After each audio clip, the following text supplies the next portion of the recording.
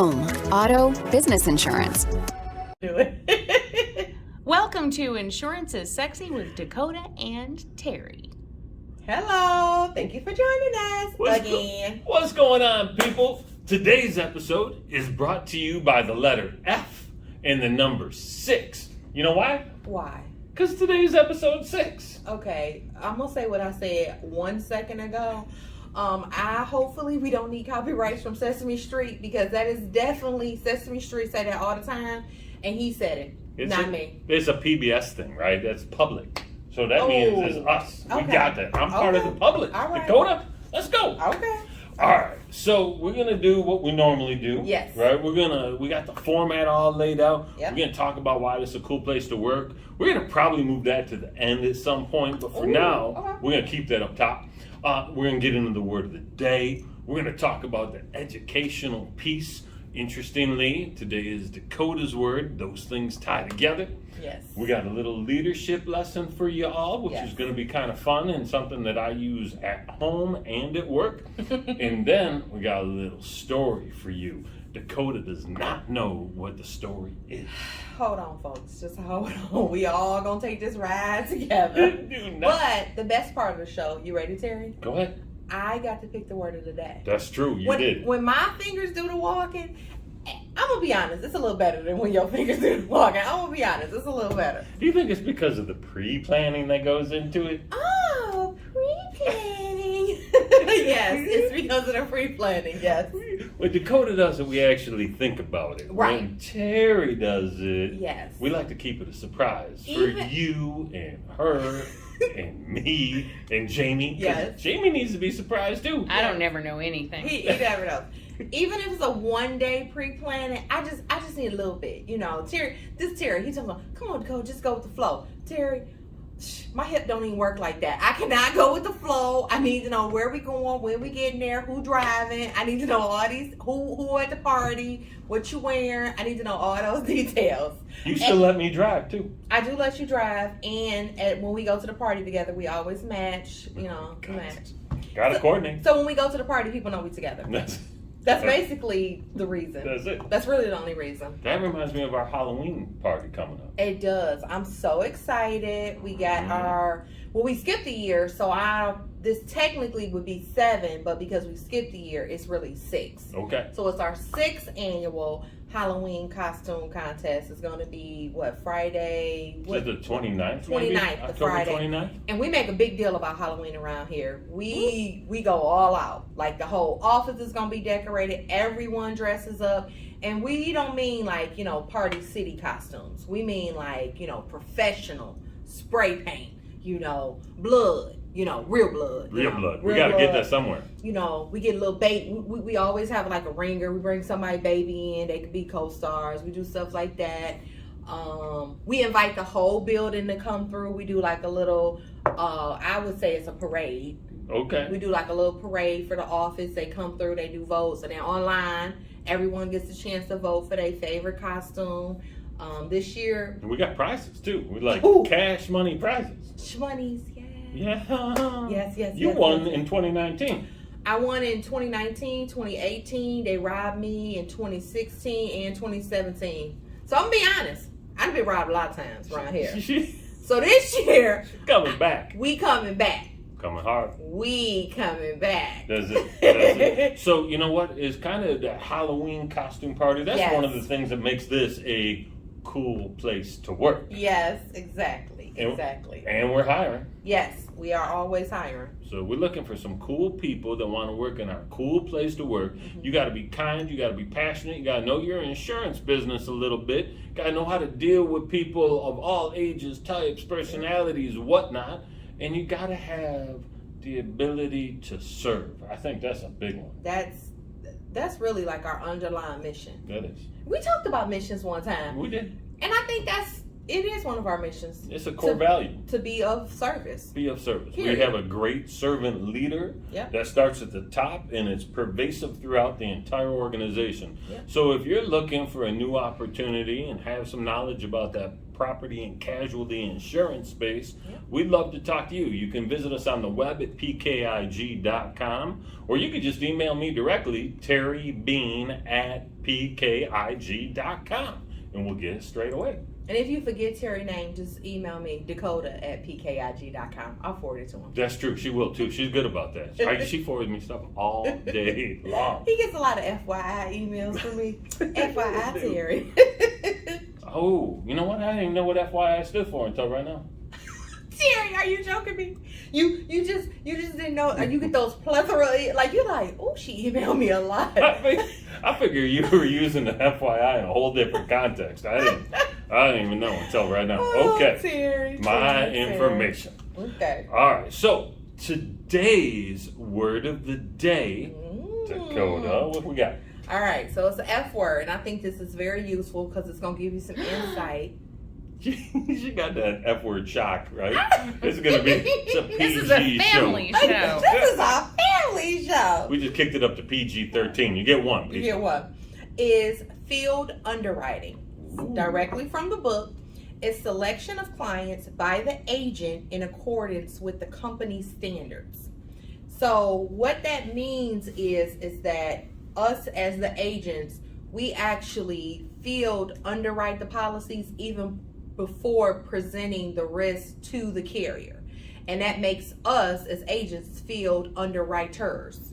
Like most of the time people, we always say the underwriter with the company, the underwriter, we the field underwriter. That means we do the front end work to actually give the carrier the best possible candidate. Like we want the risk to be, what's a good word? What is the word? Inside their tolerance. Yes, exactly. And that's why they use the word standards. Every carrier has underwriting guidelines. And that's why during our data gathering process, it's so important that we ask so many questions. We ask the right questions.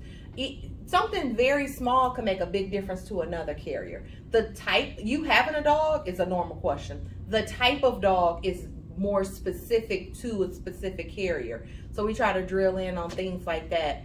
And we ask a lot of questions that when we first talk to our clients, it's the first time they ever heard about us, because we're an independent agency, they are very surprised at how many questions we ask, because we want to learn more about you. The more information we have, actually, we're going to insure you better. That's really why we asking all these questions. We'll find the carrier that's best suited for you. Exactly. We're vetting for the carrier. Exactly. But we're also vetting the carriers for you. So it always seems like we're working for the carrier, but we're also really working for you, because if we put you and your assets with the wrong carrier, then all of a sudden they say, oh, you know what, that was actually outside of our tolerance. We didn't really pay attention to the file when we brought it. You have a claim, that claim gets denied. Now nobody's happy. Well, the insurance carrier might be happy because they didn't have to pay the check, but they're probably not happy because they're going to lose the client. What carrier doesn't want to pay claims? No one. All carriers, they love to pay claims. Come on, Terry, stop it. I saw The Incredibles, Dakota. Just stop it. Just stop it. I saw The Incredibles. Just stop it. So some of the things that we underwrite for as field underwriters, we are always asking questions that we know will come up about the actual risk. The roof type of the home, the actual home itself, the household exposures, where it be the actual drivers in the household. Is there a business being operated out of the home? Do you have like a daycare, adult foster care there? The home conditions, like how do you actually maintain your home? That's a big issue. People like, well, I've been living here for 25 years. And you'd be like, yeah, but have you ever thought about slapping some paint on that garage in the 25 years you lived there? So, things like that. The pool. Is it fenced in? People don't think that that's a big deal. They're like, no one's going to get in my pool. Somebody might get in your pool. Somebody get in your pool. So the fence, the dogs, we always going back to these dogs. You got any pets, like tigers or, things like that. You never know what might happen. The Tiger King, man. Can we insure him? Definitely not. No. We can insure Carol Baskin, though, right? Definitely not. Jamie's shaking her head. No. No, mysterious disappearances all over. Mysterious disappearance. That's funny. I never saw Tiger King, people. It's He's just never like a saw it, piece so- of shame. But I know her name. But I can enjoy it for you. Did you enjoy it enough for both of It us? is hypnotic, to say the least. Jamie, would you agree? I was in that. Yes, it's seriously, it really I mean, is. I actually knew who he was before that show Oh, came out. Really? Yeah, How? because when he ran for president. I was aware of who Wait a he minute. was when he ran for Stop president. it. Now, this was not in So- the pre-planning meeting, people. No. I don't know what's happening now. There is a YouTube channel that I watch that just, talks about various news stories or whatever. Uh-huh. And this guy, when Tiger King ran for president, he came up, Joe Exotic, as a candidate. He came up in the news, and it was Okay. during the 20. Had to be 16. 2020. No, he did it before his show went live? Yeah. That's why she said she knew who he was. Yeah, it was Oh. during the 2016 election. Okay. And so then, I saw his commercials and he was a hoot, and then I didn't think anything more of it because Right. he's just a character. Right. And then that show came out, and I was like, oh my Lord. Because it went so much deeper than would you you ever have knew. voted for him? No. Oh. What I was going to say is, plot twist, Jamie gave us the tip of the day, okay? The bonus tip of the day was that, okay? Watch the news, people. If you see somebody running for president, they might have the next, great Netflix hit on their hand. That could be Oh. the series. Yes. I know. Oh, wow. All right. Okay. I learned all kinds of stuff just now. Yes. I didn't know that. I don't know if that's going to make the recap. We don't at the end of know, the show. but I like Could be. that. I like that. All right. Okay, I'm gonna say a couple more things. Yes. Things like the location of the home. Is it in a flood zone? Is it in a hurricane? Just different things. But we're basically just trying to, like Jamie said, we're trying to vet you for the right carrier that can protect your personal insurance needs, your risk. Like what does your situation looks like? And everybody's gonna be different. That's what we try to do. Give you individualized coverage versus a cookie cutter. Boom. Yeah. Everybody the same, because we know that's not true. That's not true. The longer you do this, the more you're gonna see a array of just everything. And so they be like, every once in a while, I'm like, whoa, never heard that. Like you shocked, like, whoa, never heard that one before. So it's pretty good. And some of the thing, and this is all really about covering your assets, right? Right. And there is a T in that word, but there doesn't have to be. It could be either way there. Your asset class, right? So if your house is, a $2 million house, you might have a different carrier than if you had a $200,000 house. Correct. Right? Because not all companies want that type of risk. Exactly. If you've got a large amount of jewelry or art or Yeah. collectibles, same thing. You might have to go to a different carrier. Yeah. And you want to make sure that you're telling your field writing agent about this stuff, because the more information you give them, the better they can make sure your coverage is. And again, that placement with the right carrier is so important. I think people feel like if they disclose too much information, it can harm them, and it doesn't.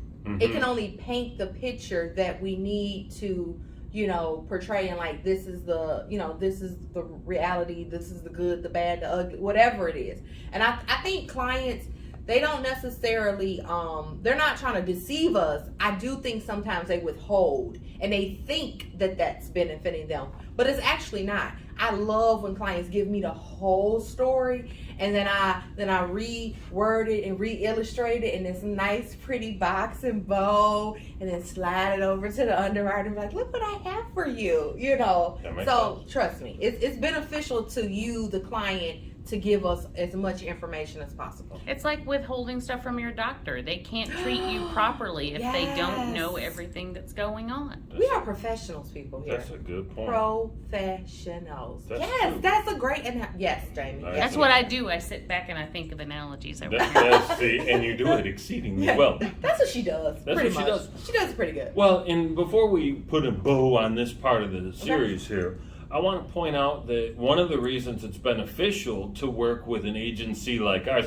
Jamie's given us a new signal. This Yes. new signal means we at the halfway point. We I got a love little it. long-winded the other day. We Ooh. took too long. We, as in Terry. We. He's so You nailed. know, darn it, I was watching that episode. It was not Terry. I'm Ooh. telling you, I got the word counter. It's probably me. It was. We had I own it. we had a handful of interjections and tangents, right? Like the one we on right now. This Ooh, tangent right here. child. It was Terry. I'm not taking this. No. This is a tangent. All right, so back to my point. One of the benefits of working with an agency like ours, instead of one of the bigger box agencies, is that you can give us all that information and we can take it and shop it to different carriers. If you're used to working with the company that's the agent and the carrier simultaneously, they can only give you one quote. The price is the price. Yep. With us, you could give us the same information, the same asset class, the same all of it, and we'll have 8 to 12 different price points. And they can vary quite a bit. Yeah. And I'm always a little bit surprised by that piece, but we're going to give you the best coverage at the right price that makes sense for you. And then because the client falls within their appetite. That's So that's why it can vary. You might be a little higher on one carrier side because you don't meet their appetite. But another carrier, you are their perfect client. You are, actually I always like to say you are like their ultra preferred client. I love, you see, you like that? Ooh. See how smooth that is? Oh, I be smooth with it. Look at that. Because who Ultra- doesn't want to be the ultra preferred anything? Ultra preferred. Yeah. Ooh, child. Yeah, I want to be Yes, that. yes. Everybody wants to be ultra preferred. Okay. Yeah. I'm gonna start using that. This is kind of like an ultra preferred podcast. Have you noticed that? No. Not until now. No one's noticed that at all. Not until now. All right, I think that's they get a better sense of, because when you know what, I'm gonna wrap this up. I think people think of insurance agents and salespeople, and I guess this is the other side of it. We want you to know what we do when we hang up the phone with you, when you leave the office, and we actually get to work, and you're like, what do you do after you leave? This is what we do. This is the actual work that's being done That makes sense. to give the product, the result. That's it. Yeah. So it's not just a pushy old salesperson everybody envisioned. That's what people envision. That's right. Oh, that's a good point. Well, that's also why we can't do like 15-minute quotes and, We can't give you the quote while people always say, they'll call and say, yeah, can I get a quote now? No, sir, you cannot. Let me give you there's my a lot contact. more that goes into it It's with an very in agency depth. like this. Here we try to go deep. Deep. I'm honest. I'm gonna just be honest. We go deep here. That's ultra preferred. That's how that is. But that's what our clients expect, that level of care. Yes, That's a good that time. is a level of care. All right. All right. Very good educational piece about field underwriters Yep. and field underwriting. So, word of the day and the education piece smashed into one thing. Ah, thank goodness I picked this. That's how we often do it. Yes. What's the word of the day? The letter of the day was F. I thought that was I fitting. get it. Another F word. All All right. So, we moving into the leadership section. As you may have heard, Dakota and I on the leadership team, so we try and do some leadership stuff from time to time. And the thought for today is if you want better answers, you have to ask better questions. You know, it's all started, and I'm gonna be just straight. This all started when my wife, when I come home from the bar, she say, "How many beers did you have?" And I would always answer 2 or 3. But the answer I was given was the different types of beers that I had. It wasn't necessarily the quantity of beers. So I started saying, listen, you want better answers. You gotta ask better questions. Yeah, I thought you were going to say, I had 2 beers, but then she didn't ask me about the tequila. Never ask about the tequila. Exactly. Right? And that would be true too. So if you let people get away with giving you half truths or a portion of the story, they're going to do that all the time because in their mind, they're not lying. Yep. You didn't ask the right question. Hey, sales rep, how many policies are you going to put on the board this week? Yeah. Right? Well, I'm going to put on 5. But they saying, oh, this guy got a home policy, he got an auto policy, he got an umbrella policy, that's 3. Not in our world, that's 1, people. Right, that's 1. So we got to be real clear about what we're asking. Yeah. You got kids, how often would this kind of idea come up? My kids are kids. Just in general, you yeah. You know. Yeah, because you you're know. this. You know. Okay. Dakota run a tight ship. It's a little inside office joke. Some of the people here be like, "Ooh, I wish my kid could go home with Dakota for 1 week." Be straightened out. No, I do that. It's like, but I'm really good with like. But then you know what else too? You said about asking better questions. You get better asking better questions. You get better answers. I'm also really good with follow up. Mm-hmm. If I feel that someone is withholding my kids or anybody, I know how to feel, you know, I use my intuition to be like, okay, and I ask a follow-up question or I ask an open-ended question and I'll let them kind of lead. That's really good with asking questions. Ask open-ended questions. That's a great Don't point. just, you know, it's some things are black and white, like married, single, divorced, or widowed. Yes. Mm-hmm. Can't be all four. Can't be all four. You can't say yes. Right. That's what I'm saying. Right. It's Can't like, be all four. you know, pick one of these choices. But some, you know, how many cars do you have? It's a number. Let's be clear. It's 1, 2. How many would you like to insure? How about that? How many vehicles would you like to insure this month, this day, today, while we're speaking? You see, you just narrow it down. Go right down. I do that all the time. I like everything on a micro level. Mm-hmm. Let's just drill it down. Let's go micro level. We're going so I leave no room for you to be unclear. I like everything clear. Does that intuition work as well over the phone as it does face to face? Because we can pick up some nonverbal communication when we're looking at folks. By body language, right? But we can also maybe hear or listen to some nonverbal communication just about how they speak too, right? Silence. Mm-hmm. Sound. Like people make noise gestures. They stutter slightly. Or they ask the question that they about to lie about. Like they're like, they repeat so do you mean like that's what they say. So do you mean like live here every day, or do you mean like she live here on the weekends? Like what kind of live you talking? You mean do I make her pay the mortgage live here? You know, stuff like that. Okay. So it's like they answer the question without answering the question. So that makes sense. You And can they tell. repeat it. Yeah, that's great. They repeat it back to you. What else do people do? They voice tone changes. Mm-hmm. It can go up. It can go down. Their rate of speech changes. Yes. They start talking faster or slower. Sometimes they'll give you a lot more information than you need. Mm. Like, No. you know, they'll just keep going. This is a 5-word answer and you turned it into a 5-sentence answer? Actually, I was just about to say the opposite. I feel like people, when they want to deceive you, they try to shorten your the engagement. They try because they know the longer this conversation goes, the more that will be exposed. A lot of times they feel like the more details I give you, the more true it sounds, you know. Oh, so no. the more likely you are to believe me. So they'll just keep going, and you know. Really? Yeah, I had one of those yesterday. That's But more truths come out the longer, I would think. Yeah, but liars don't know that. Okay, we're not calling none of you lies. Not That's not what we doing. You people. Not you, not you people. Not you people. Other people. Right. Other people. Those other lying people. Yeah. Yeah, I like Okay. that. I like that. That's good. And we just basically what Terry is saying. That's what we use that's how we qualify our clients. So We got this side now. we getting close to wrapping up. Terry, you're giving away all the inside baseball. Oh, is that? I thought that was for to talk about. No. I want to make sure Dakota saw it. No, I saw it. You I did? saw Oh, it, okay. Terry. I'm sorry. I'm clear. Okay. TEDx Detroit coming up. Thanks, Jamie. All All right, Terry. So we got a couple minutes, and we are going to let you surprise us and amaze us with a story. This is a true story.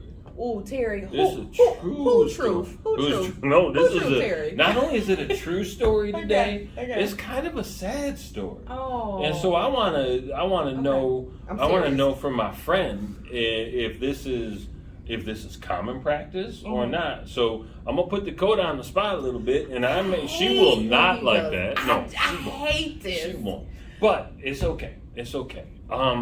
So a friend of mine, lady that I do some work with on a separate project, Okay. recently in her high-rise apartment complex, Mm-hmm. that thing caught on fire. Ooh. Yeah, so that's no good, right? No. Literally the floor right below hers, Okay. fire. Right. Right? And so as you can imagine, in an apartment complex, there's all kinds of smoke damage.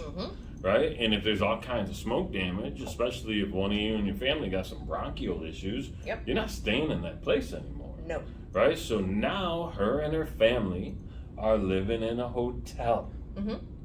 And the way her policy is written, they have to prepay everything and then get reimbursed for it. Okay.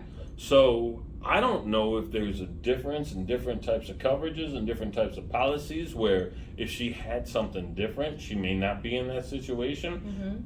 But we were talking, you know, we've had some clients, you know, all the storms that went on and some of the work that needed to be done, and people needed to get trees removed, and they had to pay to get the tree removed, and they end up waiting for that reimbursement. Are there situations, are there carriers that pay first, ask questions later, or is that a non-thing? How does that work? There are carriers like that. You kind of touched on it earlier when you was like, what about the $2 million house versus the $200,000 house?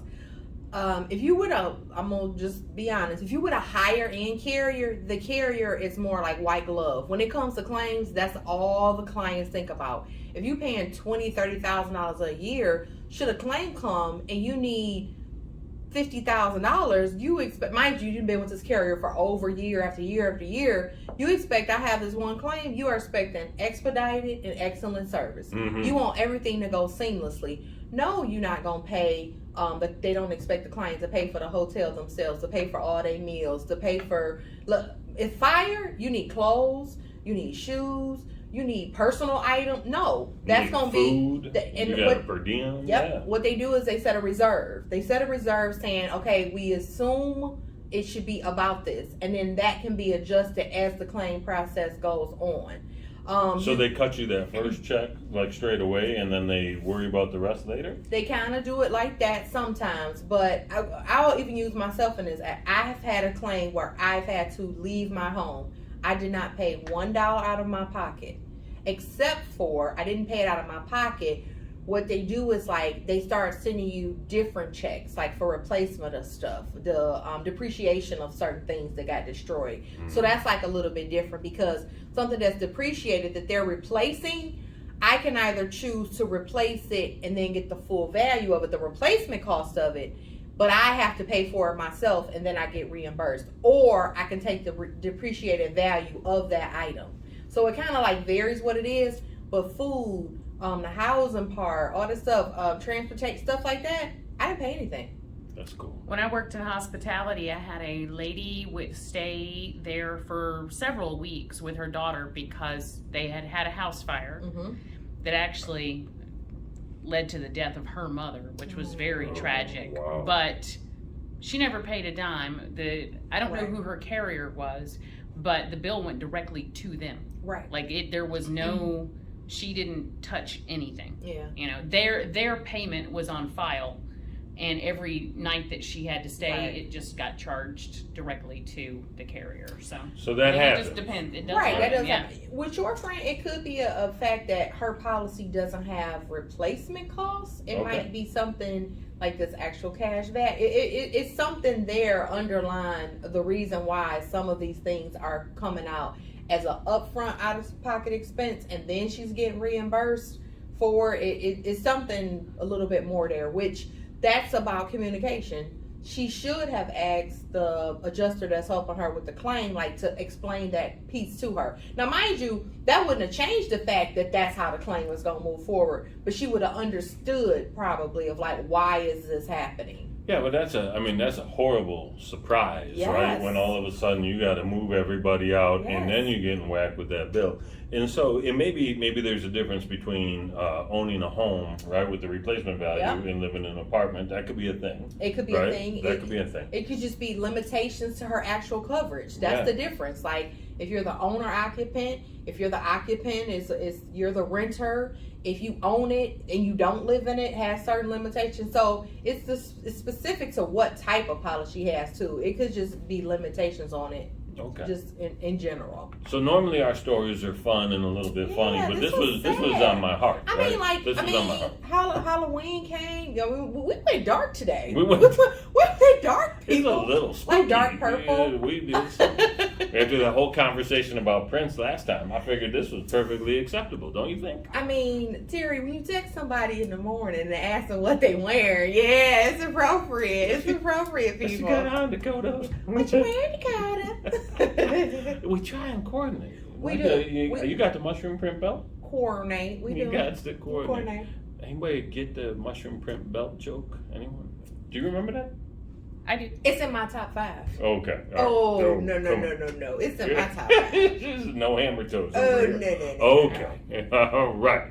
Little boomerang reference for those of us playing at home. Yep. Okay. Anything else that we want to talk about? We covered field writing, forward and backwards and sideways, in the field, out of the field, up here. Yes. Good. We got some leadership lessons. Yes. Better questions lead you to better answers. Yes. We got a sad story about a friend of mine. Yes. And I'm sorry about that. I really am. It's not a client, but I am sorry about that. And then we talked a little bit about why it's good to coordinate. I think that's an important lesson, people. And we have new hand signs. We only getting better for you. That's it. We all about improving. That's it. Continuous improvement. We gonna grow. That's all I'm saying. We gonna grow. So be sure to follow our Facebook page, PKIG. The Halloween costume's coming up in a few weeks, maybe less than that, maybe 2 weeks from now. No. Oh, Yeah, I got it. when this actually rolls. Because Terry edits so slow, folks. That's the real reason. Terry edits shouldn't even be a sentence. Yeah. I'm gonna be honest with you, but that's what it is. Yes. All right. Until next time, Close our we books. want you to remember one thing, and that thing is What? insurance is sexy.